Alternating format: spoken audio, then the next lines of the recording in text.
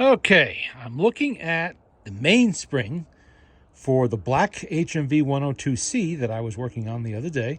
It's a part, the motor's a part for servicing now, and I did remove the spring and all the pieces. And I mentioned sometimes you can tell when a spring or the mainspring just doesn't have the oomph it should have, the strength that should be there, just by looking at it. And this is one way to really quickly tell. When you have them both next to a new spring and the old spring next to each other, you see how they unspool?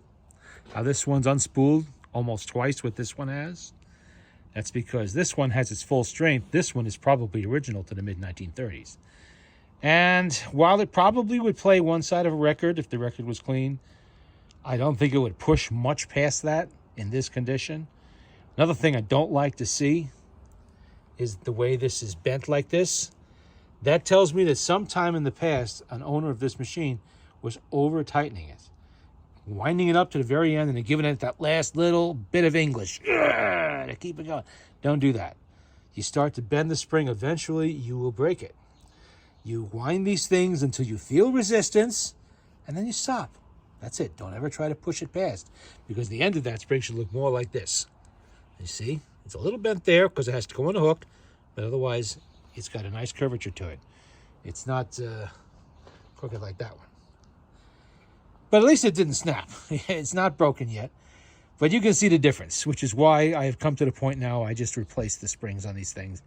I don't bother with originals unless the machine is kind of junky and I'm just going to use it to play with or something myself. This is for somebody else. I'm going to make sure that they get a new mainspring in it and there's no more problems there.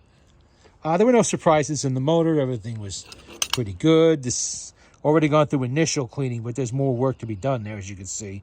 Scrape that a little bit, wipe it down. It's had the kerosene bath. Everything was good. Let me see if where's the governor? Here's the governor. Governor's in good shape. No problems.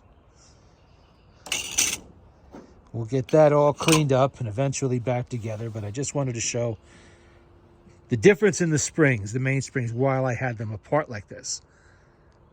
So you can see why sometimes it is better to just replace the mainspring, especially in a machine that has small springs like this. These springs, they're only 13 feet long, 12 feet maybe, I forget, something like that. And they're only an inch wide, which makes them amongst the smallest springs. These are not the smallest springs. There are shorter ones in HMV portables. There is the early 101. That one, I believe, is a 9-foot spring.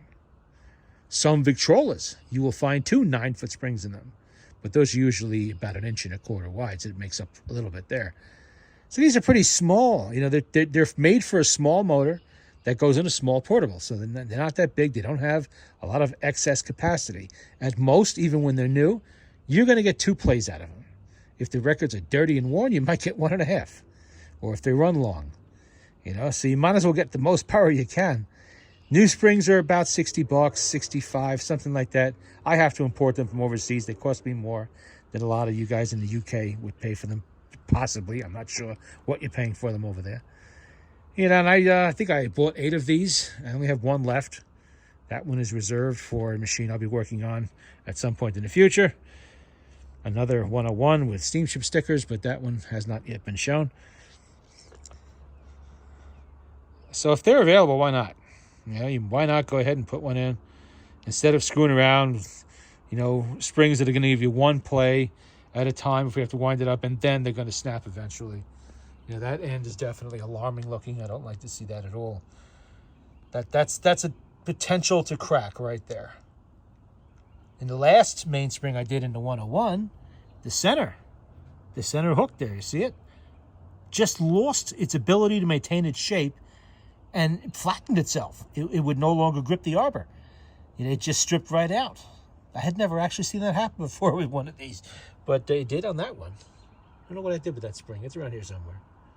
And you can see the replacement one. It's nice. Okay, and there's a look at it.